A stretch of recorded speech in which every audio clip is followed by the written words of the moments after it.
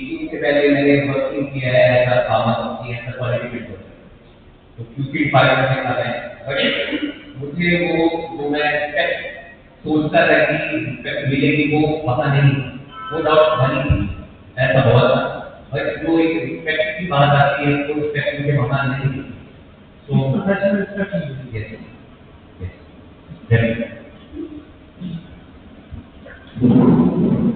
Sir मैं teaching में पढ़ा क्योंकि टीचर को क्रिएटर बनाना चाहता है, देश की कंट्री में टीचर को डिपेंड करता है। वो अपने क्लास में टीचर है वो फ्लेक्सिबिलिटी के साथ बताओ करता है, हर बच्चे को साइकोलॉजिकली रीड करता है और देश भर में मानसिक धर्म या कोई हमारा समाज है सबका जो धर्म बता रहा है वो टीचर को करता है। अगर एक टीचर अपने मन से टीचर अपनी पढ़ाई को बता करे तो हमारा देश हमारा समाज बहुत हो सकता है। हम बच्चों को सोचना चाहते हैं, समाज में टीचर बना सकते हैं, तो इस तरह से टीचिंग जो है वो बेहतर है। चलो पढ़ने के लिए क्या है और ऐसे करने की किसी भी तुलना में भगवान की समाज के लिए इसमें मैं बहुत बड़ा है। देखिए ऐसे किसी प्रोफेशन हमने अच्छा बताया कि हम कोऑर्डिनेशन गुजरे, ठीक है। अगर हम गलत दिशा में बच्चे को, क्योंकि बच्चा हमारे से सीख रहा है, हम उसको गलत डायरेक्शन देंगे तो वो गलत ही करेगा और सही डायरेक्शन देंगे तो वो सही करेगा। हालांकि वो पेरेंट्स कितनी नहीं सुनता है जितनी कितनी सुनता है, ठीक है।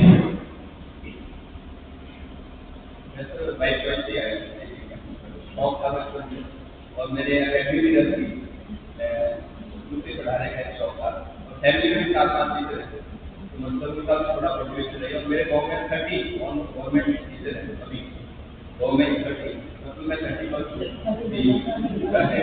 बाकी 30 और गवर्नमेंट भी है, उससे भी मोटिवेशन मिलती रहती है। मतलब एक माहौल है इनमें तो कुछ चेंजेस है, पहली बार और दूसरी बार किसी में चेंज है। एक बात याद रखिए, अपने आप को अगर आप अपडेट नहीं कर पाएंगे ना, हम सिस्टम से बाहर हो जाएंगे, क्योंकि आने वाली जनरेशन जो है वो एकेडमिक टेक्नोलॉजी है। और एक बात अभी मैं बात से बात कर रहा था कि technology can not take the place of teacher. Technology कितनी एडवांस हो जाए टीचर का प्लेस नहीं ले पाएगी, लेकिन आजकल के जो बच्चे हैं सीधे आएंगे, कब किसके माइंड में क्या बात आ जाए कोई पता नहीं।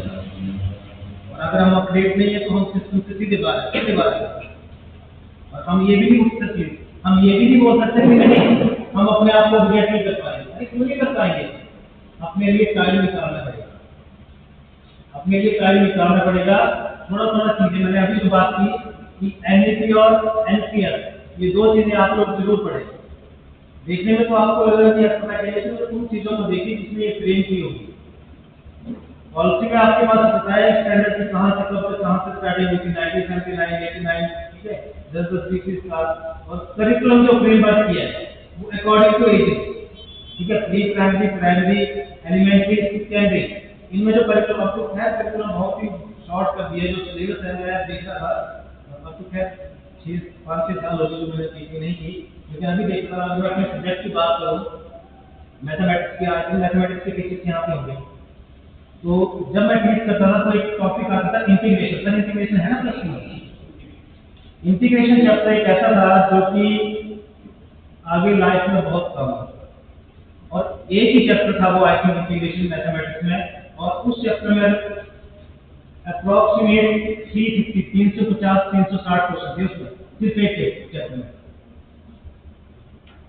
40 एक्सरसाइज थी, 25 क्वेश्चन की एवरेज लेके चलिए उस चैप्टर में, 44 एग्जाम्पल के मिसलेनियस एक्सरसाइज की, मिसलेनियस 44 एग्जाम्पल, 350 क्वेश्चन। और वो टीच कैसे करना है? अब मैंने बात करूँ, अभी मेरा बेटा +2 बीएस तक मैंने देखा मैथमेटिक्स खाली थी, मैं उसने मैथ नहीं पढ़ा, पूरा ताला तक नहीं पढ़ा, तो सर आपको नहीं आता है, ठीक है नहीं आता है। तो जब मैं देख रहा था तो आई थिंक बड़ा शॉर्ट, मतलब बड़ा कट हो गया, तो एक्सरसाइज वगैरह बड़ी कम हो गई। 9th की मैथमेटिक्स में अगर बात की जाए तो वहां पे आई थिंक अगर 16 चैप्टर थे तो 8 चैप्टर तो ज्योमेट्री के थे और 8 चैप्टर अलजेब्रा के। अब जब हम बच्चे को मैथ टीच करता था तो मतलब बच्चा जब ज्योमेट्री स्टार्ट की तो ज्योमेट्री में बोर होता था, और जब आप मैंने सिलेबस देखा, लास्ट सिलेबस देखा, तो वो सारा खड़ा होगा। मतलब चेंजेस है अभी भी। आई थिंक जो स्टेट बोर्ड है उन्होंने भी चेंजेस किए। तो सीधी बात है कि सबसे पहले हमें अपने सिलेबस के बारे में भी चीजें पता होंगी। Sir please. मैं भाई जॉइन किया हूँ क्योंकि मैं जब बचपन में था तो मेरे पिताजी बाहर रहते थे, तो मम्मी ने थोड़ी काम की पड़ी, तो मुझे जब भी क्वेश्चन पूछ कर कहते तो मैंने सोचते देखा है तो शिकायत आ गई थी, मैं वहाँ चला जाता था। तो फिर मैं किया तो मेरे बड़े भाई भाई को, क्योंकि मैं सबसे बड़ा उनको कोई परेशानी नहीं थी, तो मैंने सोचा कि मेरी लंबाई का मैं मेरे परिवार में मेरा बहुत ज़्यादा है और इसलिए मैं टीचिंग में आया हूँ, क्योंकि मेरा सोचना यह है कि जैसे मैं कर सकता हूँ तो मेरे से कोई परेशान नहीं होता, मेरी ये मैं टीचिंग में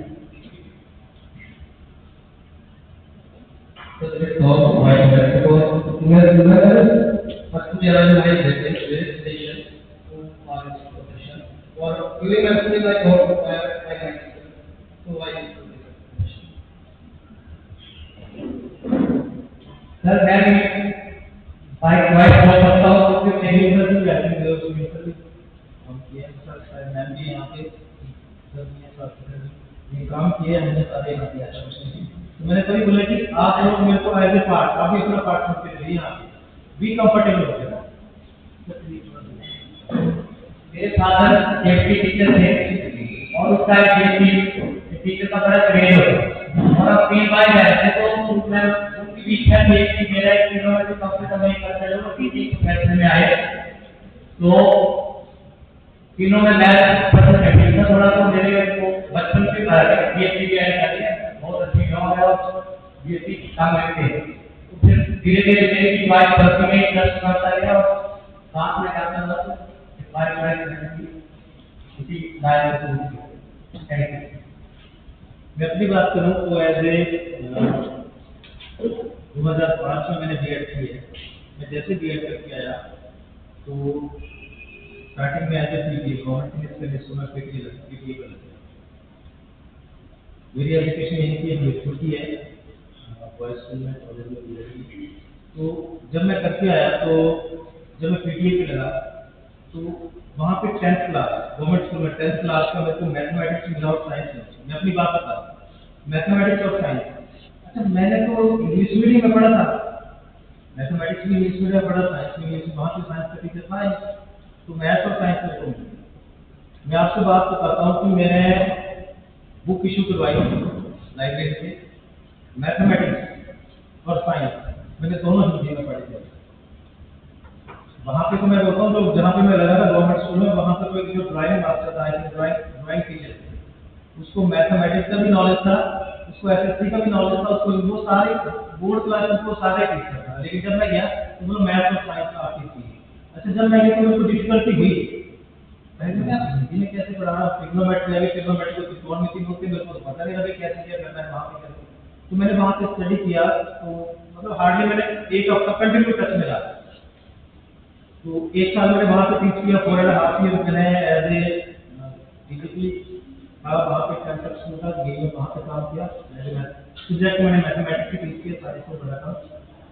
फिर उसके बाद एसडी में स्कूल में आ गया, तो यहाँ पर भी एज ए टीची मैथमेटिक्स की लेवल को, तो यहाँ पर मैंने मेरे तौर पर मैंने जो है वो mathematics I also the master of education में एमएड भी किया। उसके बाद पीएचडी कोशिश की है, तो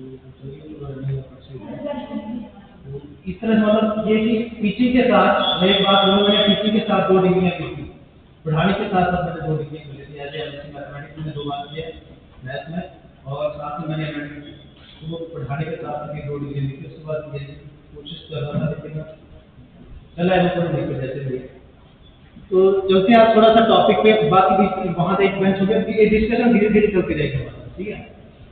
आज तक तो हमारा mental health and wellness among students, ये इतना इम्पोर्टेंट टॉपिक है, इतना जरूरी टॉपिक है। सीधी बात है, अगर हम अपने आप को, सीधी बात है कि अगर हमारी तबीयत ठीक नहीं होगी, आप मान लीजिए आप एक दिन लीव पे हो जाते हैं, एक दिन छुट्टी पे चले जाते हैं, ठीक है। आपके पास ओवरऑल कितनी क्लास मिलेगी, 4 या 5 क्लास मिलेगी, एक दिन अगर आप छुट्टी पे चले जाते हैं तो आपके लिए है कितने आवर, कितने सेकंड, कितने डेज? क्या आपने कभी सोचा? मैं ये नहीं बात कर रहा हूँ चलो प्रोफेशनली अब फंक्शन में जा रहे हैं, वो भी जा रहे हैं, लेकिन अगर आप एक दिन छुट्टी ले रहे हैं तो आपके पीछे कितने ऐसे बच्चे हैं जिनकी पढ़ाई डिस्टर्ब होगी? अब डिस्टर्ब भी हो सकते हैं क्योंकि चलो हेल्थ इशू है, तो हो सकता है एक क्लास में अगर आप 30 की एवरेज लेके चल रहे हैं तो 4 क्लासेस आपके पास है तो एक 120 बच्चा मान लीजिए एडजस्टमेंट लगा के किसी की वो थोड़ा टीच करेगा आपके सब्जेक्ट को। मतलब हम ये चले कि अगर हमारी हेल्थ इसमें जो ऑब्जेक्टिव्स होंगे कि ऑब्जेक्टिव्स क्या है, अंडरस्टैंड स्टूडेंट मेंटल हेल्थ। अरे हमें अपने सिलेबस के साथ, हमें अपने टॉपिक के साथ बच्चे की मेंटल हेल्थ पे भी, उसके हाइजीनिक, इन सभी चीजों के बारे में पता होना चाहिए और वो पता होता है। आई थिंक अगर बात करें हम यहाँ पे जो पीआरटी स्टाफ है, पीआरटी स्टाफ सुनना है यहाँ पे हम बोलते हैं पीआरटी लगे, अरे पीआरटी के ऊपर सबसे बड़ा दारोमदार है, यही तो बच्चों को संभालते हैं। पूरा दिन इनके पास बच्चे रहेंगे, शाम के टाइम ये डिसिप्लिन करते हैं मैक्सिमम, क्योंकि यही तो बना के भेजते हैं हमारे पास बच्चे। और आई थिंक कोई ऐसा पीआरटी नहीं होगा जो पीटी नहीं होगा, पीआरटी का बहुत बड़ा रोल है। हमारे पास तो बच्चे धीरे धीरे ऊपर आते हैं, हमको गए समझा दिए जो एक नींव बना रहा है, फाउंडेशन बना रहा है। सीधी बात है, मान लीजिए मकान बना रहे हैं, मकान की नींव अगर कच्ची है, फाउंडेशन कच्ची है, मकान गिरेगा ही गिरेगा। तो फाउंडेशन जो वो पीआरटी के टीचर्स ने वो दे रहे हैं हमें बना के, हम तो आगे इनको क्या कर रहे हैं, बना ही है, शेप दे रहे हैं। इनका पीआरटी टीचर्स का बहुत बड़ा रोल है। एक बार पीआरटी टीचर्स की मीटिंग मिलेगा, आइडेंटिफाई चैलेंज। अब चैलेंजेस देखो, हमारे पास कितने ऐसे बच्चे हैं जो बोल नहीं सकते हैं, कर नहीं सकते हैं, कुछ बोल नहीं सकते, लेकिन हम उनको भी शेप बना रहे हैं।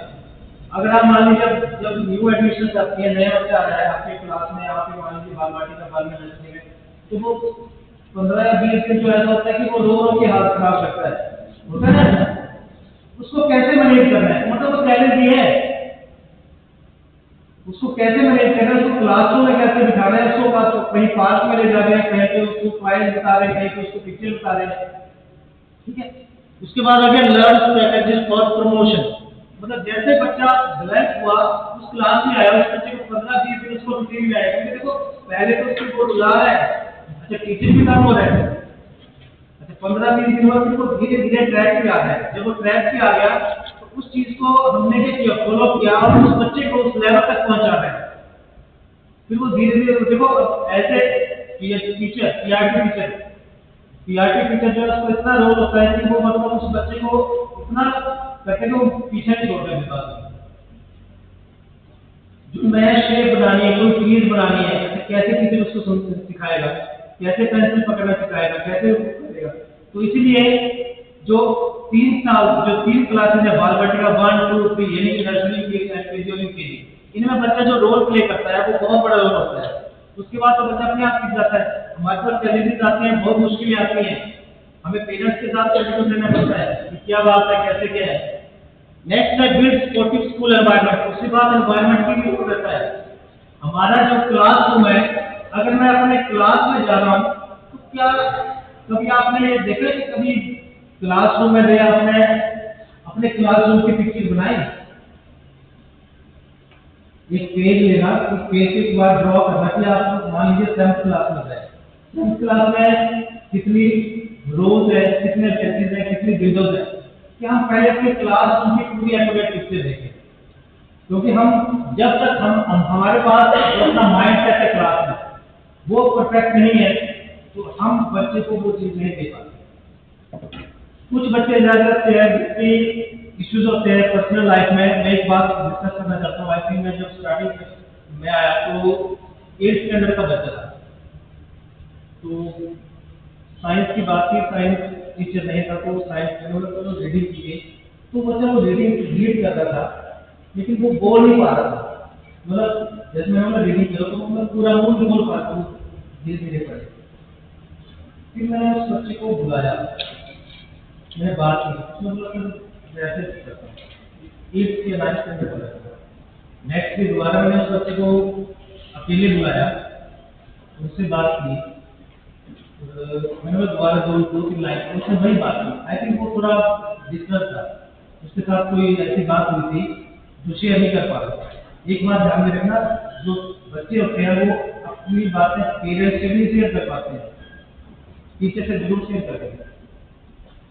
घर में मम्मी पापा को बताइए, घर आके टीचर को बता देगा मम्मी पापा लगे हैं। तो मैंने उस बच्चे से बात की तो वो मैंने बोला करो रीड करो पढ़ो, सही पढ़ ही नहीं पा रहा था, बोल ही नहीं पा रहा था। मैंने बोला क्या बात है? बोला सर मेरा मुंह नहीं खुलता है, मेरा मुंह तो नहीं खुलता है। ठीक है, मैंने बोला मान के चलो ये लड्डू है, स्पोर्ट में ये लड्डू है, ठीक है, प्लीज पूरा का पूरा आपने खाना है। उसने पहले बोला मेरा मुंह नहीं पूरा खुलता है। मैंने बोला ये लड्डू है, अगर आपने खाना तो उसमें पूरा मुंह खुलता है। आप बोल रहे मेरा मुंह टूटता है, कैसे टूट गया पूरा लड्डू देखो। अब उस बच्चे ने बोला कि सर मेरे कोई ऐसी बात हुई है जो मैं पेरेंट्स, मैंने बोला तो जो बात है वो पेरेंट्स को बताओ। बोला अगर मैं पेरेंट्स को बता रहा हूँ तो पेरेंट्स उल्टा मेरे को डांटते हैं। उसने वो बात शेयर की मेरे साथ, जब उसने वो मेरे साथ देखो मेरे साथ शेयर कर दी, पेरेंट्स को उसने देखो पेरेंट्स को बहुत बड़ा उसने बोला अगर पेरेंट्स के साथ शेयर कर रहा हूँ तो पेरेंट्स जो है वो उल्टा मेरे को डांटते हैं। उसने मेरे को बात बता दी, पेरेंट्स मिलाए बात की तो ऐसी बात है, मतलब थोड़ा नॉर्मल कीजिए, बच्चे को ऐसा कीजिए, थोड़ा देर कीजिए, जो भी है हो सकता है पेरेंट्स ये बोलते हैं कि पढ़ता नहीं है, ये है वो है। फिर वो बच्चा मतलब उस लाइन पे धीरे धीरे धीरे आके इतना अच्छा हो गया कि वो पढ़ाई में 80-90% मिलेंगे। तो मतलब देखिए कुछ बच्चों में मैं ये बताना चाह रहा हूँ कि कुछ पर्सनल लाइफ की बात वही आ रही है, मेंटल हेल्थ वाली। मतलब वो जिस तरह था कि घर में जाके उसको गालियां पड़ी कि हिंदी वाले टीचर ने ये बोला है, मेरी कॉपी पे ये रेड पेन से ये लिखा है वो लिखा है, तो वो तंग हो गया पेरेंट्स से। लेकिन जब बात आई मेरे मैं खुद इन्वॉल्व हुआ, उसने मेरे को ये बात बताई, पेरेंट्स से बात हुई, उसके बाद बच्चा ठीक हो गया। तो हमें देखिए टीचिंग के साथ साथ टीचिंग तो हम कर ही लेंगे, आप ये मान लीजिए टीचिंग को हम करवा देंगे बच्चों को, लेकिन उनके जो पर्सनल इशू है उनका भी कहीं तक हमारे पास दायित्व है कि हम उनको पेरेंट्स से वो बात नहीं कर पाता है, लेकिन वो टीचर के साथ जरूर बात करेगा।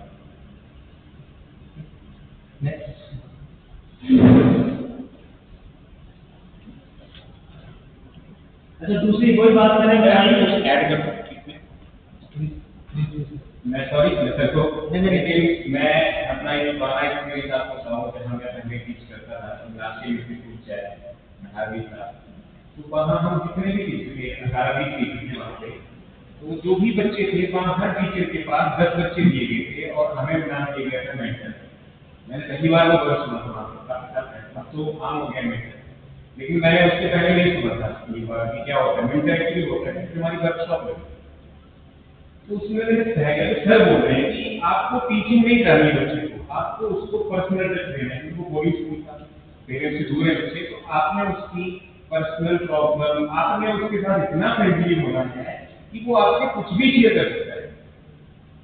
एक टाइम ऐसा कहते हैं कि वो हर टाइम नहीं रहना चाहिए, हमें वो पहले बनाना पड़ेगा कि हाँ टीचिंग जब चल रही है तो आपने सिलेबस भी तो पढ़ाना है, हमने तो कब तक बच्चे की पूरी करनी है। लेकिन हाँ बच्चे को ऐसा एक्सेस हो मेरे पास कि वो आके कुछ भी शेयर कर दे। और काउंसलिंग की पहला जो क्वेश्चन मार्क होता है वो है सुनना। एज ए टीचर हमने वो कई बार हम ब्लॉक कर देते हैं, सुनना हमें सुना नहीं चाहते क्योंकि हमें आदत होती है बोलने लोगों की।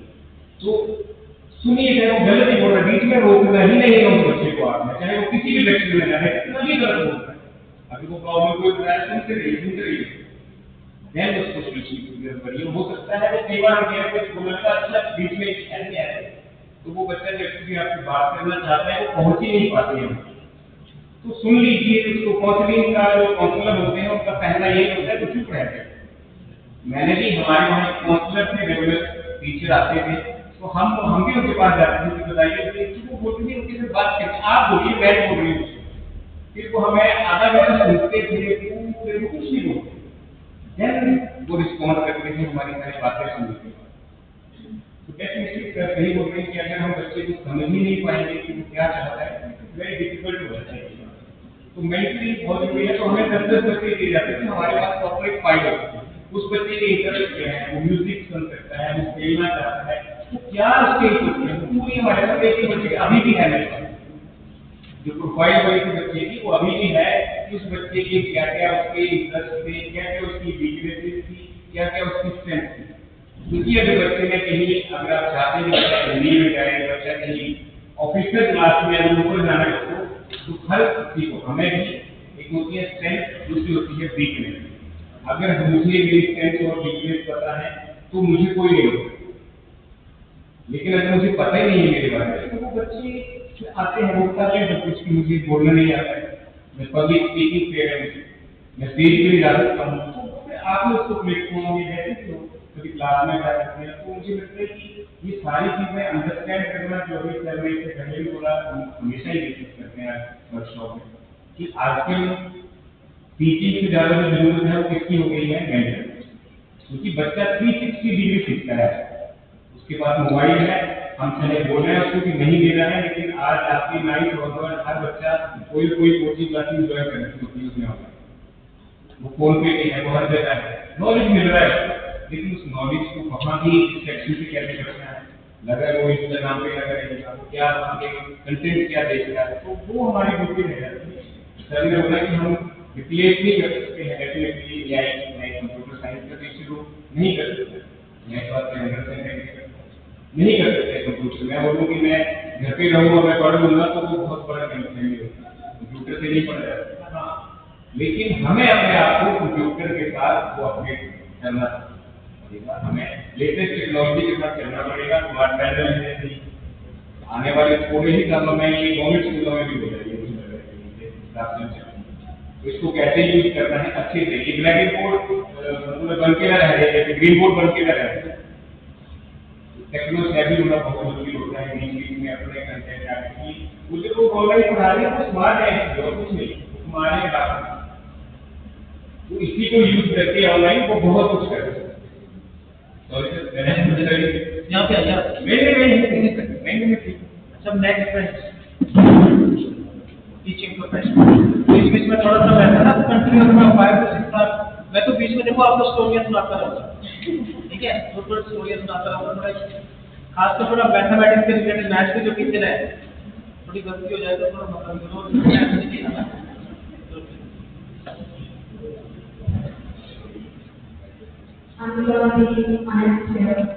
जब मैं कभी तो मैं कहते था पेरेंट्स ये वीडियो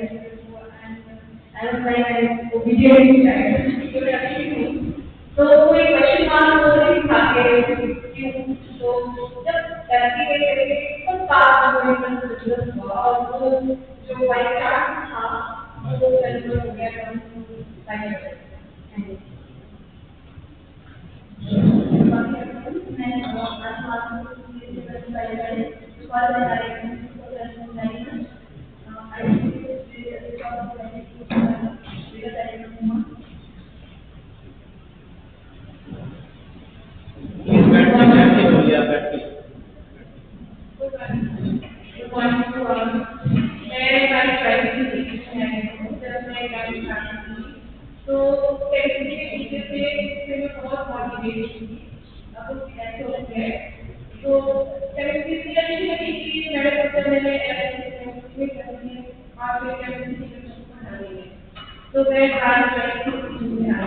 फिजिकल ऑर्गेनिक तो हम भी करते हैं, फिजिकल ऑर्गेनिक तो बहुत मैकेनिकल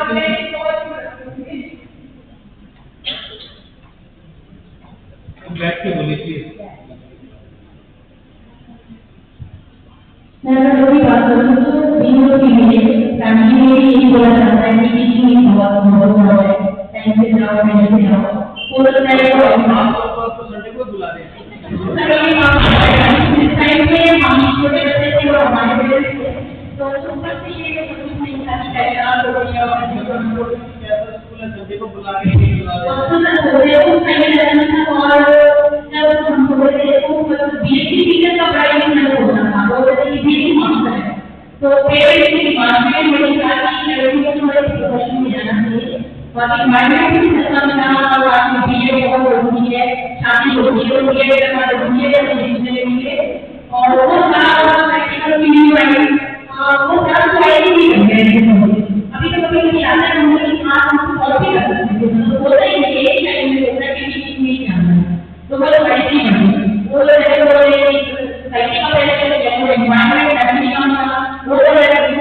2 मिनट में होगा।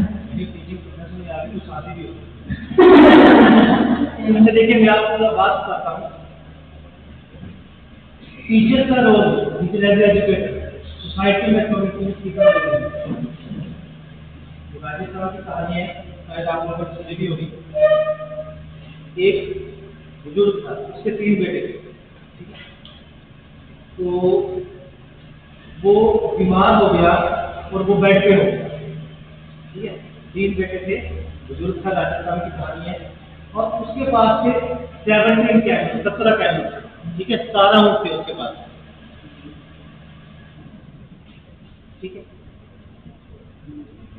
उसने बोला कि जो बेटा मेरा सबसे ज्यादा सेवा करेगा उसको मैं सबसे ज्यादा, उससे कम सेवा वाला, उससे कम, जो सबसे कम करेगा तो सबसे कम। मान लीजिए जो जिसने सबसे ज्यादा सेवा की उसको मिल गई 1/2, मतलब हाफ में बोल तो कभी ज्यादा हो जाएगा, ठीक है? फ्रैक्शंस में चल रही है। नेक्स्ट वाले को आगे 1/2 का हाफ 1/3, ठीक है? नेक्स्ट उससे कम आगे तो 1/9, ठीक है? ये मतलब देखिए सबसे ज्यादा जो सेवा करेगा उसको ये आ गया, हाफ आएगा, उससे कम, ठीक है? अब जब वो बेड पे हो गया उसको दिक्कत आ गई कि अब क्या किया जाए ताकि मैं इन 17 ऊँटों को ऐसे बांटूं कि जो सबसे ज्यादा सेवा करे उसको मिल जाए। अब मेरे को ये बताइए कि अगर 17 का 1/2 17 का, अब मैं ये तो खैर सारे जानते, 17 का 1/2 कितना हो जाएगा हमारे पास? ऊँट है, उनका हाफ कैसे करेंगे? नहीं हो पाएगा। उसने रिश्तेदार आए, उन्होंने बोला, रिश्तेदारों से बात की, तो रिश्तेदारों ने बोला कि ऐसा करो, गांव में जो अच्छे लोग हैं उनसे पूछो। वो बड़े बड़े दीनदार लोगों के पास गए, सरपंच के पास गया, पंच के पास गया, अच्छे लोगों के पास गया, वकील, पुलिस, सारे जो अच्छे ऑफिसर के पास गए। उन्होंने बोला कि जो ज्यादा इसने आपको सेवा की है या ज्यादा बात नहीं की है तो ऐसा नहीं, तो ऐसा कर दो। लेकिन वो उनकी बातों से सेटिस्फाई नहीं हुआ, उसको किसी भी बात अच्छी नहीं लगी। अब वो दोबारा दिक्कत में आ गया, मैं तो मर जाऊंगा, लेकिन ये जो 17 ऊँट है, ये ऊँट जो है वो कैसे डिस्ट्रीब्यूट हो पाएंगे? फिर एक बुजुर्ग महिला आई, उसने बोला कि गांव में जाओ, गांव में एक सियाना व्यक्ति मतलब बुद्धिजीवी लोग। अब वो बुद्धिजीवी लोग वो था, एक टीचर था जो रिटायर हो गया था, बोला उसके पास जाओ। वो सभी के पास जाके वो अनसेटिस्फाइड हो, लेकिन जब टीचर के पास गया तो टीचर के पास जब जाके उसने अपनी समस्या बताई कि ऐसी बात कि बच्चे कब मैं मर जाऊंगा तो मैं नहीं बंटवारा करना, कोई बंटवारा नहीं हो पाया। अब टीचर के पास एक ऊँट और था, टीचर के पास एक ऊँट था। उसने बोला कि ये वाला ऊँट ले जाओ आप। कितने हो गए उसके पास? अच्छा, वो बूढ़ा व्यक्ति बोला कि मेरे पास 17 ऊँट है, इनका बंटवारा नहीं हो पा रहा है, तो एक ऊँट लेके मैं क्या कर पाऊंगा? एक ऊँट लेके आपका क्या हो जाएगा? मेरे को समझ नहीं आया। बोले आप ले तो जाओ। अच्छा, ले गया वो। अब जब 17 और जब मैं 18 ऊँट हो गए तो 18 का 1/2 कितना होगा? 9। 1/3 कितना हो गया? 6। और 1/9 कितना हो गया? प्लस कीजिए, 9 जमा 6 15, 15 जमा 2 सारे ऊँट के ना बंटवारा हो गया। और बोला जो एक ऊँट बचा, इस ऊँट को उस टीचर ने बोला कि मेरे को वापस कर दिया। तो देख लो टीचर का रोल है वो सोसाइटी में, कम्युनिटी में कितना जरूरी है। अदरवाइज इसमें तो बड़े बड़े फाइलें करती है, जो फैक्ट्री उसकी बात पूछा, लेकिन टीचर ने इसका हल निकाला। 17 के 17 डिस्ट्रीब्यूशन होगी, इस बात के इसलिए बोला गया है कि टीचर का रोल जो है वो बहुत ही जरूरी है। हम अपने फ्यूचर को कैसे बना रहे हैं? हम अगर गलत डायरेक्शन में बच्चों को शिक्षा देंगे तो सीधी बात गलती करेंगे। तो सोसाइटी में एज वेल एज कम्युनिटी में हमारा बहुत बड़ा रोल है। लेकिन आजकल के जो हालत में वो बोल रहा हूँ कि देखो दिक्कत मेरे को भी आ रही है। 2005 का ईयर जो मेरे को भी दिक्कत आई है, चीज़ों से मोबाइल नहीं चलाना था, ये नहीं आता। लेकिन अब आप ये देखिए 2018-19 में कोरोना जब आया, उसने आप लोगों को घर पे ऑनलाइन क्लासेस चलाना सिखाई, मोबाइल पे चलाई क्यों चलाई, कैसे देते, तो सिस्टम के साथ होता है कि हम कर सकते हैं, हर एक चीज कर सकते हैं, लेकिन उसके लिए टाइम लेते हैं। अब टाइम लेते हैं अपने लिए भी, आप लोगों को ज्यादा नहीं हो, अपने लिए कम से कम घर में एक बार जरूर निकालिए, अपने आप को अपडेट करने के मोबाइल से बेस्ट है। फेसबुक इंस्टाग्राम में चीजों को छोड़ के मैंने आप लोगों को 2 चीजें बताई, एक बताई एनईपी और एक बताई एनसीपी, रोज का एक चीज, क्योंकि ऐसे प्रोफेशन टीचिंग प्रोफेशन हमारे पास है, तो हमें कैसे लोगों से बात करनी है, किस तरह बात करनी है, तो घर से नहीं आता, ठीक है।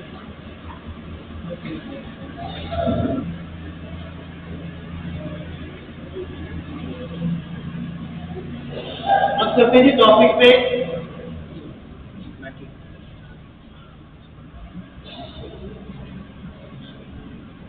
व्हाट इज मेंटल हेल्थ, ठीक है। अभी मेंटल हेल्थ हमारे पास है, फर्स्ट बोला इमोशनल, साइकोलॉजिकल, सोशल वेलबींग, ठीक है। इमोशनल ठीक है कि बच्चा, अगर आप बच्चे को टॉफी दे रहे हैं, उसको प्रेज कर रहे हैं, तो इमोशन क्या है कि नहीं है, देखो आपने टॉफी दी बच्चे को, उस बच्चे को बोला कि आप काउंटिंग लिखो मानते हैं, तो टॉफी पे बनाने में इमोशनल को काम करेगा, ठीक है। साइकोलॉजिकल, अब साइकोलॉजिकल की बात मैंने अभी आपको बताया कि जो बच्चा बोल नहीं पा रहा था कि मेरे से ये काम नहीं हो पा रहा है, कुछ दिक्कत है, पर्सनल प्रॉब्लम का प्रॉब्लम है। अब ऐसा नहीं कि हम बोलेंगे कि पर्सनल लाइफ में जो भी है, लेकिन वो पर्सनल लाइफ से हमारे पास जो बच्चा है वो अपनी एजुकेशन को क्या कर रहा है, अपनी डाउन कर रहा है, वो बार-बार जो मेरे को ये बोला, ये बात हुई, तो कम से कम उस बच्चे ने शेयर की मेरे साथ बात, मैंने किसको इन्वॉल्व किया, पेरेंट्स को इन्वॉल्व किया, पेरेंट्स को इन्वॉल्व करके कम से कम बच्चा जो है अपने एक्चुअल लाइफ में आ गया कि नहीं हमको मेरे साथ ठीक हो रहा है, तो ये चीजें। और साथ में सोशल वेलबींग, वो तो सीधी की बात है, बच्चों का भविष्य बनाना और बिगाड़ना हमारे बात है। अगर हमने उसको पैरेंट्स बनाना है, अगर उसको हमने IAS बनाना है, HAS बनाना है, then will depend upon it, तो मेरे ऊपर डिपेंड है। 10th के बाद उसको ये नहीं पता कि मैं किस स्ट्रीम में जाऊंगा, बच्चे को ये नहीं पता कि क्या है, हमको भागे जाते कि हमने इसको लेकर कि हमने तो ये नहीं पता साइंस क्या है, सबकी साइंस, आर्ट, ह्यूमैनिटी, ठीक है, कॉमर्स। लेकिन आजकल का बच्चा जो इतना एडवांस है, आप 6th क्लास के बच्चे को बोलेंगे ना तो उसको हर एक चीज पता है। CBSE बोल रहा है कि अगर आपने अपने बच्चे को कॉम्पिटिटिव एग्जाम के लिए तैयार करना है तो किस क्लास में तैयार कीजिए अपने बच्चे को, 6th क्लास में।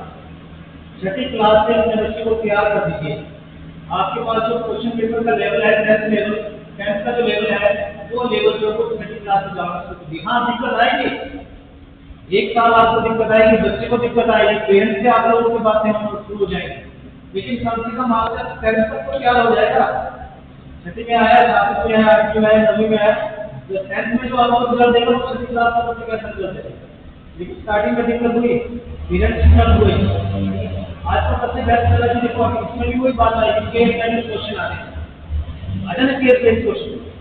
अब वो क्यों इन्वॉल्व कर रहे हैं केस बेस्ड, मतलब बच्चे को बोल रहे हैं कि आप अपना ये चीज यूज कीजिए, मैं तो आपके पास उस चीज को आप यूज कीजिए, और हमें वो पूरा करना पड़ेगा बच्चा, हमें कुछ चीजें ऐसी करनी पड़ेगी क्लासरूम में, कुछ चीजें ऐसी करना पड़ेगी कि बच्चा सोचने में मजबूर हो जाए। हमें उसको ऐसा नहीं दिलाना है कि नहीं आप ये नहीं कर सकते, हम बोल सकते हैं कि आप कर सकते हैं, उसको सोचने में मजबूर कीजिए। जब वो सोचेगा कुछ ना कुछ क्रिएटिव तो करेगा। कभी अगर उसने गलत बोल दिया तो अगर गलत बोल दिया कोई बात नहीं, उसकी प्रशंसा कीजिए, नहीं बोला तो है। कुछ बच्चे तो बोल ही नहीं पाते, या मैं हेजिटेशन से नहीं बोल पाऊंगा, अपनी टीचर क्या बोलेगा, मेरी क्लिक कर रहे हैं, साथी बैठे क्या बोलेंगे।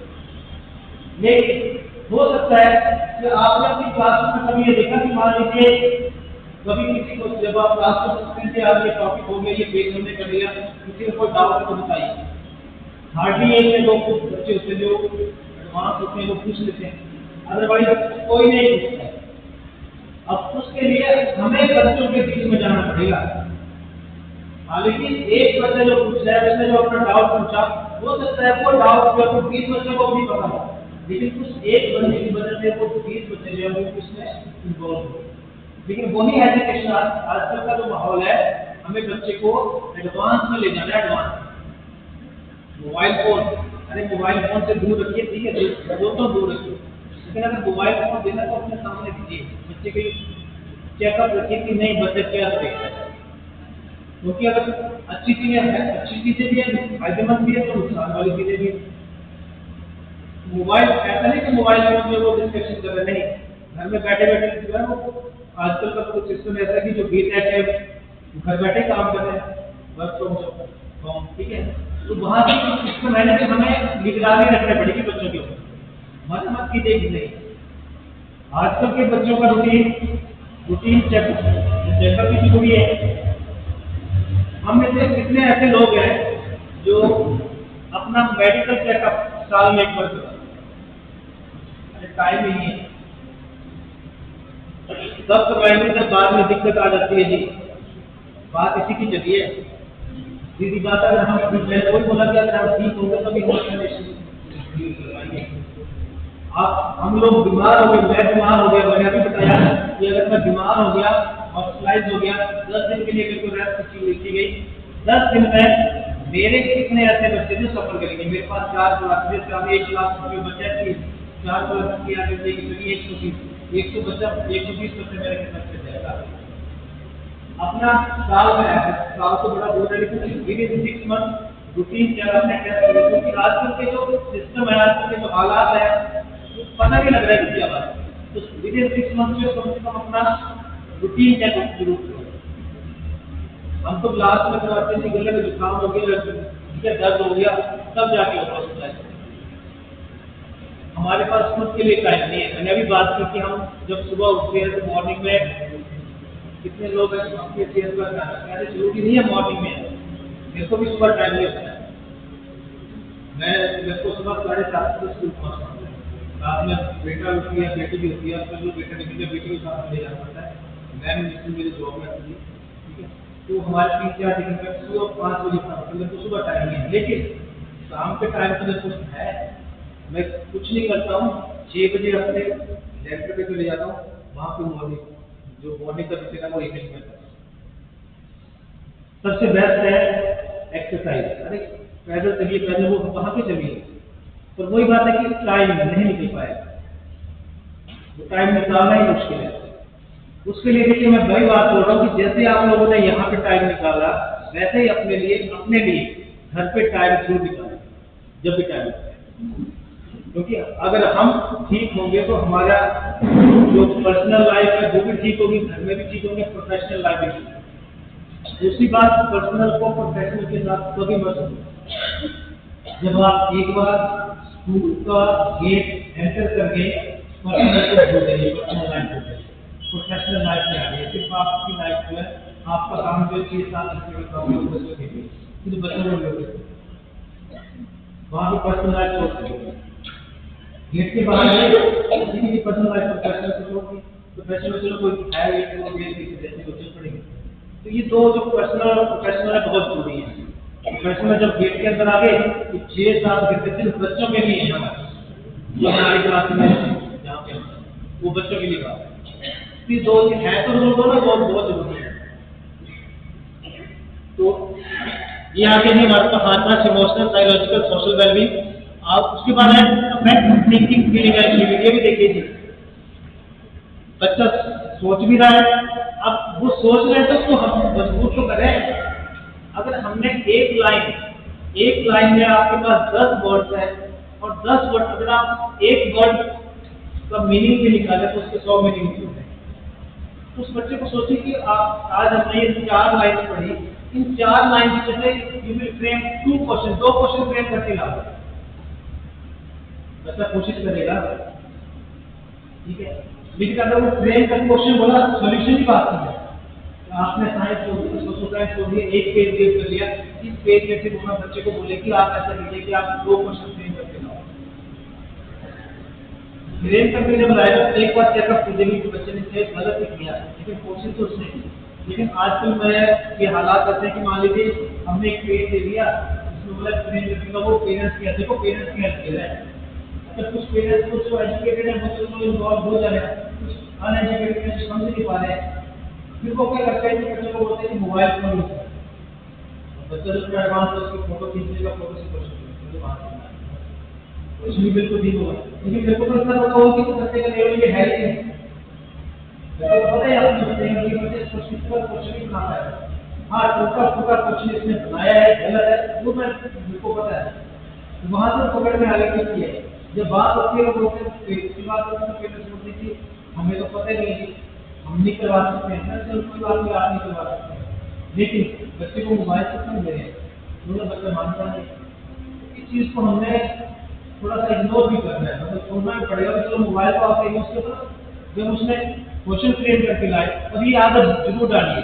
मैं आप लोगों को बोलता हूँ, आप अपनी क्लास में अपने बच्चों को ये आदत जरूर डालिए। अगर आप कोई भी आपके पास लैंग्वेज का या साइंस है, एसएससी है, हिंदी है, फ्रेम क्वेश्चन फ्रेम करने को दो ही क्वेश्चन है, फ्रेम करके लाओ, बना के लाओ, सोल्यूशन ये बता, सोल्यूशन हम बता दें। जब उसमें ये आदत डल जाएगी ना क्वेश्चन डालने की, क्वेश्चन बनाने की, सोल्यूशन अपने आप आएगा। जब तक वो क्वेश्चन फ्रेम करेगा, सोल्यूशन अपने आप आएगा। हमने वो आदत डाली कि हमने क्या पूरा चैप्टर रीड कर दिया, लास्ट में एक्सरसाइज है क्वेश्चन दो जी करो। लेकिन आजकल वो जमाना नहीं था। हमने हमारे पास तो पहले एक्सरसाइज होती थी, तो हमने चैप्टर पढ़ा वो कर दी हो गई। आजकल मैं वही बोल रहा हूँ कि केस बेस्ड क्वेश्चन आ रहे हैं कहीं से भी कोई भी, क्योंकि बच्चा जब डेप्थ में इन डेप्थ किसी चैप्टर में नहीं इन्वॉल्व होगा, उस बच्चे को समझ ही नहीं आता। और आगे वाली लाइफ जो कॉम्पिटिटिव वाली है वो इतनी एडवांस है, और कि अगर बच्चा एनसीईआरटी को फॉलो नहीं कर रहा है, उसको तो बना बनाया फिर आप अगर आप देखिए फिजिक्स केमिस्ट्री मैथमेटिक्स भी देख रहे हैं, एनसीईआरटी की कितनी पेज की बुक्स हैं, 15 से ज़्यादा 50 पेज की है फिजिक्स केमिस्ट्री, लेकिन वो रिफरेंस दे रहे हैं अपने बात, मतलब वो बना बनाया नहीं मिलता है। मैं हर साल नीट का मैं एग्जाम भी देता हूँ और एनडीए ये सारा मैं क्वेश्चन पेपर में खुद सॉल्व करता हूँ। आई थिंक मेरा बोल बात करूँ एनडीए की जिसको भी जब टाइम लगता है मैं क्वेश्चन सॉल्व करता हूँ, लेकिन मैं सच्ची बोलूँ तो मेरे भी हाथ खड़े होते नहीं कर पा रहा। लेकिन हर जगह भी मैंने अपने आप को इन्वॉल्व किया। नीट का क्वेश्चन मैंने देखा, नीट का क्वेश्चन आया और एनसीईआरटी की बुक से आया, एनसीईआरटी की एक पैरा बना था, उस पैरे से वर्ड से बनाया था, वर्ड से एक शब्द से क्वेश्चन होता है। टेक्नोलॉजी मतलब ये कि आप अपनी टीचिंग के साथ साथ एनसीईआरटी जरूर करो, एनसीईआरटी को जरूर करो। तो वहाँ जब एडब्ल्यू का एडवांस का मैंने पेपर देखा, बेटे का पेपर देखा, तो जो 2-4 क्वेश्चन तो एट ए टाइम हो जाते हैं, उस क्वेश्चन ऐसे भी बताओ, इसको जरूर बताओ। अब बच्चा तो इतना तेज है कि सिलेबस की बात है, तो सिलेबस में तो मैंने तो पकड़ लिया उसको, बच्चा तो ये कर वो कर, अब उसने भी मेरे को पकड़ लिया, ये किया मैंने एडब्ल्यू का क्वेश्चन, अब करो अभी करो, अभी कैसे कर पाऊँ, और बच्चे को देखना पड़ेगा। अब सिलेबस में तो आपने मेरे को पकड़ लिया कि हाँ ये वाला क्वेश्चन का ये ऐसा नहीं होगा, वैसा नहीं होगा, लेकिन बच्चा इतना एडवांस है उसमें आगे घर में ये लॉजिक, ये आगे क्वेश्चन करो सॉल्व, और अभी करके आओ, मैं तो भी करके आया, मेरे 89% आया, तो नहीं ले सकता, मैं नहीं ले सकता, हो सकता है मेरे 49 या 39, तो बच्चा इतना एडवांस है। हमें कि हमें लेवल बच्चे की लेवल तक हमें पहुंचना पड़ेगा। पहले वाले भी थे, पहले वाले भी ऐसे थे कि बैठ के उनको जो बोला उल्टा सीधा जो भी वो पढ़ा दीजिए। लेकिन आजकल के बच्चे अगर आप एक बार देखना, कभी टेस्टिंग करके देखना, थोड़ा सा गलत पढ़ा देता, थोड़ा सा गलत, बच्चा खड़े होकर बोलता है ये कैसे हो, और बच्चा सोचेगा कि कैसे है, घर में जाके बात करेगा। पहले हम गलती पढ़ा देते थे, तो चलता है ये चीजें में आता है, लेकिन आजकल के बच्चे सीधे क्लास में खड़े होते हैं, ये तो गलत है, इसके लिए पहुंच जाते हैं, बाकी तो गलत पढ़ा है। घर में जाके कभी टेस्टिंग करके देखना, कितना एडवांस हो जाता है। उसके बाद है important at every stage of life, मतलब देखिए हमारा काम ये नहीं कि स्कूल तक ही है, हमारे पास स्कूल के अलावा उसकी जो स्टेजेस चली, मैंने अभी बात की, जो प्री प्राइमरी स्टेज चली, प्राइमरी स्टेज चली, उसके बाद एलिमेंट्री स्टेज आई, उसके बाद हमारे पास सेकेंडरी स्टेज। हर एक स्टेज में मैं अभी बात को एचसीएफ की बात कर रहा था, अगर टाइम होगा तो मैं बता दूंगा एचसीएफ को पेन में मेरे पास है। उसमें स्टेजेस के बारे में ये बताया गया कि किस किस स्टेज में कब किस बच्चे को क्या चीज होनी चाहिए, वो सारा एचसीएफ बताता है। तो आप ये जरूर पढ़िए। उसमें जो प्राइमरी है, प्री प्राइमरी है, एलिमेंट्री है, उसमें हम आपको जो एलिमेंट्री वाले है वो एलिमेंट्री वाली चीजें पढ़ेंगे, हमें कुछ को यहाँ पे इन्वॉल्व करना है। प्री प्राइमरी वाले प्री प्राइमरी वाली चीजें पढ़िए। उस लेवल पे वो वही बात बताई कि एनसीईआरटी की जो आपके पास सर्कुलर है उसको जरूर पढ़ो और उसके अकॉर्डिंग आप अपने बच्चे को तैयार कीजिए। आजकल अब आप देखें, आप अपना कोई भी सब्जेक्ट लीजिए, 6th स्टैंडर्ड का जो रिलेशन होगा टॉपिक का वो 7th के साथ है। 7th का जो रिलेशन होगा वो 8th के साथ होगा। 8th तक तो ठीक है, लेकिन जब 9th की बात आ जाएगी, 9th का रिलेशन 10th के साथ होगा, 9th का रिलेशन +1 के साथ होगा, और जो 10th का रिलेशन किसके साथ होगा, +2। तो हम इन चीजों को इग्नोर नहीं कर सकते। हमें इन चीजों को इग्नोर करना नहीं पड़ेगा, क्योंकि इन चीजों को छोड़ना नहीं पड़ेगा। अगर हमने मान लीजिए टॉपिक करवाना है, 18 चैप्टर पूरा साल है हमारे पास, सिलेबस नहीं कवर होता, लेकिन आप उन टॉपिक्स को, ऐसे टॉपिक्स को लेफ्ट छोड़िए जो आगे यूज में नहीं है। और वो यूज को हमें ये देखना पड़ेगा कि मेरे पास 6ठी क्लास है तो 7वीं और 8वीं में क्या है, तो वो भी देखना पड़ेगा। हम क्या करते हैं कि मान लीजिए कहानी है बाबर की, वो 7वीं में है, 8वीं में, हमने वो छोड़ दी। जब बच्चा 7वीं में जाएगा, बच्चे का बहुत सी हमने पढ़ाई, टॉपिक छोड़िए, लेकिन उसका कंसेप्ट आगे ना हो, इस चीज का हमें ध्यान रखना पड़ेगा। उसके लिए हमें, मैंने पहले बोला, आप हमेशा अपनी एनसीईआरटी की किताब को पढ़ो, चाहे वो मैथ्स है, चाहे वो साइंस है, चाहे वो सोशल साइंस है। जितनी बार मैं बात करूँ मैथमेटिक्स की एनसीईआरटी 9th से +2 मैं भूल भी गया हूँ, मैंने बहुत बात की, बहुत बार पढ़ी है। ऐसे जब मैं एंट्रेंस टेस्ट दे रहा था पीएचडी का एंट्रेंस टेस्ट दिया मैंने मैथमेटिक्स का, वहाँ पे आपके पास इक्वल टू का फाइल आता है, क्योंकि 2 लाइन लगी होती है ना, फ्लैट लाइन, वहाँ पे 3 लाइन लगी हुई, 3 लाइन लगी हुई थी, और वो 4 ऑप्शन दिए, बताया उन्होंने बताया कि बताओ इसका ऑप्शन क्या है। मेरे को नहीं था पता, आज में स्टार्टिंग में वो 2007 या 8 या 9 की बात है। तो इक्वल टू के साइड में 2 सिलेक्टिव लाइन थी, लेकिन वो 3 सिलेक्टिव लाइन जबरदस्त आ गई, वो चीज मेरे को पता नहीं। लेकिन जब मैं टीचिंग प्रोफेशन में आया और +2 का मैथ मैंने जब टीच किया, मैंने एनसीईआरटी पढ़ी, एनसीईआरटी में वही बात है, इंटीग्रेशन का टॉपिक था, पेज नंबर था 24 तक गया, 24 नंबर पेज पे आपको एक्सरसाइज कम होके 24 नंबर पेज, वहाँ पे था पार्शियल फ्रैक्शन का टॉपिक था। उस टॉपिक में मेरे को सिंबल मिला, उस सिंबल का मेरे को पता लगा कि मेरे को पता नहीं, लेकिन जब मैं एनसीईआरटी में और मैंने जब पढ़ाया, मतलब मेरे को ऐसे तो पता नहीं था, जब मैं टीचिंग में गया तब मेरे को पता लगा। मैंने डायरेक्ट जो है वो सीधा एक्सरसाइज का टेक्निक किया। मैं जो भी जाता था क्लास में, स्टार्टिंग मेरी होती थी इंट्रोडक्शन से, और मैं स्टार्ट करता था हमेशा ही एग्जाम्पल से। हाँ, क्वेश्चन बेसिक मैं छोड़ देता था। जब क्वेश्चन जो थे आपका एक्सरसाइज में 20 क्वेश्चन है, उसमें से मान लीजिए 5 क्वेश्चन 7 क्वेश्चन को मैं छोड़ देता था, लेकिन मैंने एग्जाम्पल कभी छोड़ा, क्योंकि क्वेश्चन तो बच्चा कर ही लेगा, कहीं ना कहीं अच्छे एग्जाम्पल नहीं कर पाएगा। तो मैं अपनी बात बोल रहा हूँ कि जब मैंने वो एनसीईआरटी पढ़ी, उस एनसीईआरटी में मेरे को सिंबल मिल गया और अभी तक मेरे को हुआ, तो मुझको पता नहीं। तो कुछ चीजें ऐसी होती है कि वो हम अपनी इग्नोरेंस से, कभी ऐसा होता है कि हम बोलते भी नहीं जी घर में ये दिक्कत हुई, क्लास में गए ना पूछते हैं। मैं अभी भी बात करूँ कि हमारे पास कितना भी एक्सपीरियंस हो, किसी भी क्लास में हम जाए, अपना टॉपिक जरूर पढ़िए। हम जब बीएड करते हैं लेसन प्लान बनाते ना, अरे क्यों बनाते हैं, तो स्टार्टिंग एजुकेशन की बात है। हमने यहाँ पर हमने कि हम तो सीधा लेसन बनाने कुछ, और जो भी आपने टीच किया, ब्लैक बोर्ड को 3 हिस्सों में डिवाइड कर दीजिए, ब्लैक बोर्ड को 3 हिस्सों में डिवाइड कीजिए। जो आपका लेफ्ट हैंड साइड वाला है वहाँ पे तो डेट, ठीक है, मिडिल पोर्शन जो वो एक्सप्लेनेशन आएगा, यहाँ हमारा जो पोर्शन होगा that will be the recapitulation.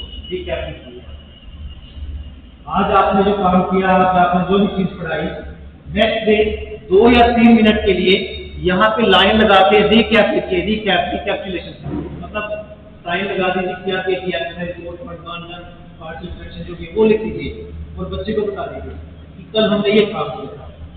Teaching में किन चीज़ों को इन्वॉल्व किया, आपकी टीचिंग आप एक अच्छे से शुरू करें, लेकिन नहीं कर पाते हैं, नहीं कर पाते क्यों?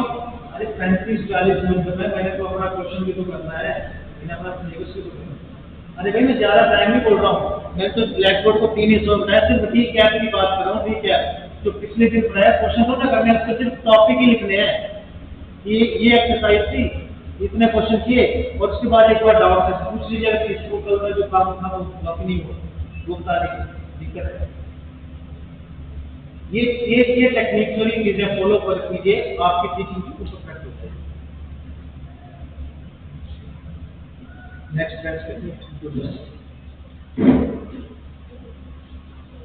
यहाँ पे आ लो, नेक्स्ट टीचिंग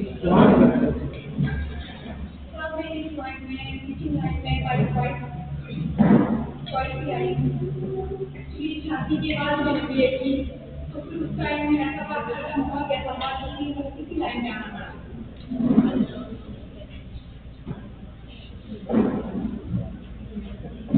मैं प्रोफेशन में आई क्योंकि मेरे पास और ऑप्शन मैं एडवांस भी करा था,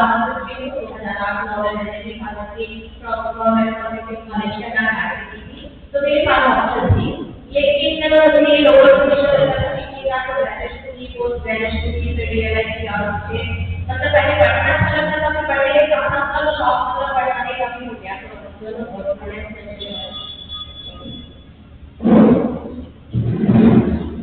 मैं तो ड्राइंग से नहीं आई,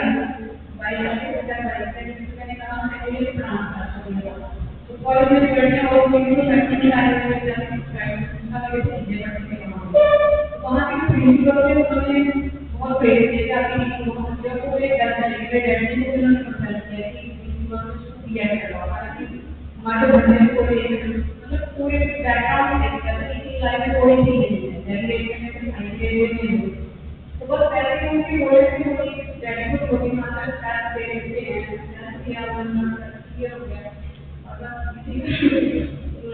देखिए एज ए टीचर, अब देखो टीचर इसके भर दिया, एज ए कम्युनिटी वर्क नहीं किया। अब एग्जाम्पल तो आपके सामने आ जाए, बिल्कुल स्टडी किया, मतलब टीचर ने स्टडी की ना, जब टीचर ने स्टडी किया तो घर में जाके ये बात की, तो वो वही बात आ गई कि हमारा दोनों जो है वो बहुत जरूरी है। और अगर अब तक 3 मिनट में पता है तो मुझे तो लगता है गवर्नमेंट ये देखिए आप सबसे पहले को है जो बच्चों के साथ भी कॉमेडी है, मतलब दुनिया में बच्चों को जॉब, अपनी जॉब, आपकी जॉब कैसे भी है ना, उससे प्यार गवर्नमेंट है, अरे गवर्नमेंट तो काम तो करना पड़ेगा। अब क्यों भारत में गवर्नमेंट वाले जो सीबीएसई में टेस्ट हो रहे हैं, सीबीएसई स्कूल हो गए ना सारे, 145 के स्कूल हो गए, अब टीचर क्यों भाग रहे हैं? भी हमने भी जाना है, नहीं जाएंगे। टीचर बोलने कैसे लोग तो बात मैं भी मानता हूँ कि ठीक है टीचर जो एक बात है, जो ऐसे गवर्नमेंट में जो कैटेगरी वेल क्वालिफाइड, इसमें तो कोई दो राय नहीं, सीधी बात, क्योंकि वो टेस्ट पास करके ही गए, ठीक है, नलायक तो हो गए, चलो उनके लिए टेस्ट, ठीक है। अब जो गवर्नमेंट वाले ऐसे ऐसे दिखते हैं जिनको कौन लगाएगा, उनके लिए तो 50 आर्ट्स तो होंगे, कौन लगाएगा?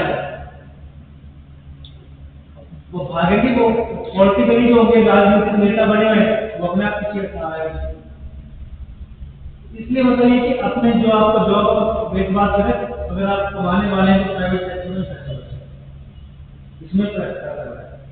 तो ये कि मतलब जो जॉब मिली है ना, मैं बोल रहा हूँ कि कुछ भी चाहता हूँ, मुझे गवर्नमेंट वाले सोचते नहीं, गवर्नमेंट हालांकि मिशन इधर है गवर्नमेंट, चलो चला बस जो भी मैंने नहीं सोचा कि लाइन में कि साइंस है, तो मतलब साइंस नहीं है, मतलब इतनी सेटिस्फैक्शन है कि मैं टीचर हूँ, जब मैं प्राइवेट में लगूँ तो टीचर ना ये ना सोचें कि नहीं। और एक बात तो कि अगर हम प्राइवेट स्कूल में लगे तो हम बहुत अच्छे हैं, हम बहुत अपडेट हैं, हमारे साथ जो हमारे एडमिन हैं ये चले हुए हैं एडमिनिस्ट्रेशन साथ साथ चल रहे हैं, साथ साथ काम कर रहे हैं, ठीक है। गवर्नमेंट वाले जो है गवर्नमेंट मैं कोई बात बोलूँ कि हम भी सीबीएसई लगा के काम हो रहे थे कि भाई रोज संडे को जब सर्कुलर देख रहे हैं सीबीएसई बोल रही है आपने अपने एकेडमिक डेज जो वो खराब नहीं करने हैं, छुट्टी वाले दिन टीचर्स को बुलाइए। अच्छा दूसरी बात एक और मतलब मैं आपको ये बोलना चाह रहा हूँ आपको दिन में जब भी आपको टाइम मिले जिस स्कूल में फोन अलाउड है या नहीं आप सीबीएसई की साइट पे जरूर जाए सीबीएसई की साइट और वो हर एक सर्कुलर जब अप टू डेट आता है अप टू डेट सीबीएसई डालिए उसमें हर एक चीज आपके पास अप टू डेट आएगी। स्टेट बोर्ड में भी स्टेट बोर्ड का काम नहीं होता मैं स्टेट बोर्ड पेपर सेटर लिखा पेपर सेटर की बात की तो प्लस 2 का मैं बात कर रहा हूँ प्लस 2 का मेरे को बोर्ड से फोन आया कि आप पेपर सेट कीजिए और मेरे को तो पता नहीं था पेपर कैसे सेट होता है क्या तो कोई पता नहीं उसमें कहानी हो सकती है मैं कल सीधी हेल्प करूँगा मैं किसी गवर्नमेंट को लाइक करूँगा अगर आपको लगता है कोई धीरे धीरे जो भी ले रहा है मैंने 2-3 स्कूलों में फोन किए 700 रुपये में होता था पेपर सेट करने तो मैंने पूछा उनसे चलो हेल्प मिल जाएगी गवर्नमेंट वाले एम्प्लॉय ने बिल्कुल ही मना कर दी हम बनाते ना हमारे को पता ही नहीं तो मतलब जब गवर्नमेंट वालों ने मना किया तो उन्होंने प्राइवेट स्कूलों को देखे जो एक्सपीरियंस वाले तो तब तो मेरे को आया था मैंने पेपर सेट प्लस 2 का था तो उसके लिए पहले बनता था ब्लू प्रिंट सुना ना ब्लू प्रिंट मैंने तो मेरे को तो पता नहीं ब्लू प्रिंट मैंने भी सुना उसने बोला मैं पूरी हेल्प करूँगा आपको जो भी होगा वो करूँगा उन्होंने मेरे को भेजे। अच्छा ब्लू प्रिंट बनाना आप अपने जो आपका सब्जेक्ट है पूछ लिए तरफ से अगर जब भी आपको टाइम लगता है पहले ब्लू प्रिंट बनाना बहुत ही मुश्किल है अकेले बैठना पड़ेगा क्वेश्चन की डिवीजन करना पड़ेगी कितने क्वेश्चन किस चैप्टर से एक नंबर के 2 अच्छा वहां से क्वेश्चन पूरे हो रहे हैं तो वहां से नंबर पूरे नहीं हो पाए अच्छा नंबर पूरे करना तो 5 क्वेश्चन पूरे नहीं हो पाए इसलिए स्टार्टिंग में तो मेरे को बड़ी दिक्कत आई मैं बड़ा कम हुआ ये मेरे बच्चे 700 रुपये के मेरी 15 दिन लगे ब्लू प्रिंट तैयार नहीं वो वहां से पूरा नहीं हुआ नहीं फिर जैसे था किया मैंने तैयार हो गया वो सारा तो चलो हो गया उसके बाद वाला 10th का भी चलो पास हो गया उसके बाद 10th का भी अच्छा 10th में दिक्कत ऐसी थी कि प्लस 2 में तो आई थिंक इंग्लिश में सब 10th में बोला नहीं हिंदी में भी करना पड़ेगा मैंने बोला नहीं मेरी बस काम नहीं इंग्लिश में बनाया तो हिंदी में मेरे से नहीं हो पाया स्टूडेंट बनाना बड़ा मुश्किल है तो बोला चलो कोई बात नहीं तो मतलब ये देखो कि गवर्नमेंट वाले एम्प्लॉय मैंने एज ए हालांकि मैं उनके पास पढ़ा था उससे बात की बोले उसके फोन के लिए ऐसे फोन है छोड़ देना ना करते तो जब उनसे बात की उन्होंने बोला कि हम गवर्नमेंट अच्छा गवर्नमेंट वाले एम्प्लॉय को क्या बोलते थे तो बोले नहीं सकते कुछ भी जो उन्होंने मना किया मैंने बोला है तो बोला है मेरे को किसी जो मेरे टीचर थे उन्होंने बोला कि तू अपने आप को परफेक्ट बना अपने आप खुद बना हालांकि वो पेपर सेट थे मैंने उनसे पूछा मतलब मैं तेरे को भी बताऊंगा तो अपने आप को अपने लिए पेपर जैसे मैंने बनाया फिर वहां से वो पास होते आया जैसे तो मतलब ये कि पहले तो मैं देखूं कि ये तो है कि मेरे को ब्लू प्रिंट नहीं पता मेरे को ये चीज नहीं पता लेकिन वहां से जब मैंने सीखा तो मेरे को ये पता लगे कि नहीं अब जब भी क्वेश्चन पेपर सेट करना तो सबसे पहले क्या बनाइए उसका ब्लू प्रिंट में आप देखिए आपके पास नंबर ऑफ चैप्टर्स क्वेश्चन कितने कहाँ से क्या कैसे वो बन गया आप क्वेश्चन पेपर सेट करें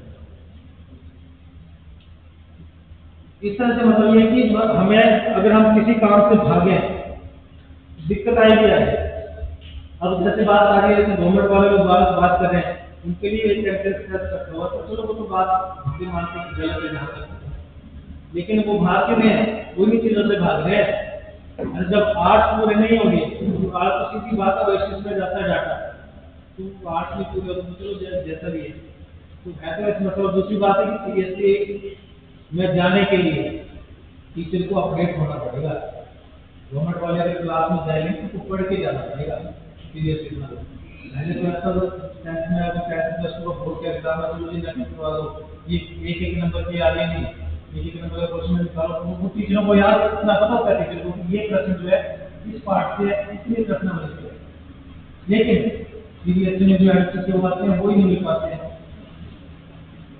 जो बाकी क्वेश्चन तो छोड़ो जो एमसीक्यू है वो ही नहीं मिल पाएंगे तो कहाँ से रिजल्ट आएगा इसलिए वो भारत में हालांकि देखा जाए तो इसका सच्चा है क्योंकि सीबीएसई जो बोलता है सीबीएसई का जो चला हुआ है तो बच्चों को कॉम्पिटिटिव लेवल के लिए